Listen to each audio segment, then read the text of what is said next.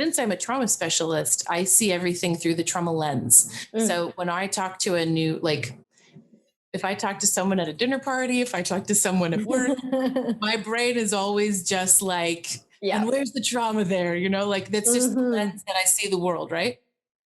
So it's hard. And then if you talk to someone who like specializes in CBT or, some other kind of methodology with psychology, they're going to see them through a different lens. So this is my lens and this is what I see everyone. Mhm.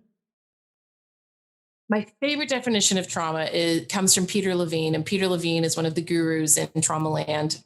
If any of you are trauma survivors or trauma clinicians and you haven't read Peter Levine's work, highly recommend it. It's very comforting, validating, and insightful and educational. So Peter says, the best definition of trauma is any experience where I feel profoundly helpless or lose my ability to cope.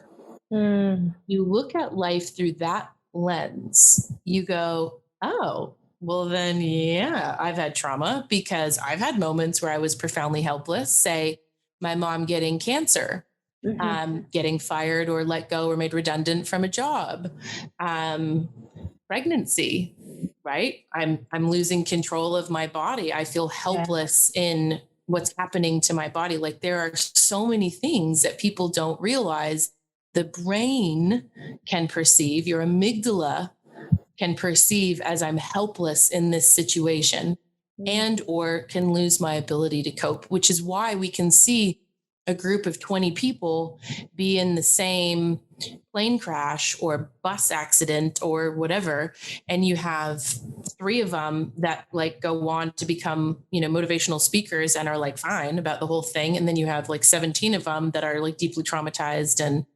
rocking in the corner. And it's because everyone's perception is different. And so Mm. if you perceive it as I'm helpless and I can't do anything, and I'm not able to cope, then the brain lays it down sort of as trauma. Does that Yeah. make sense?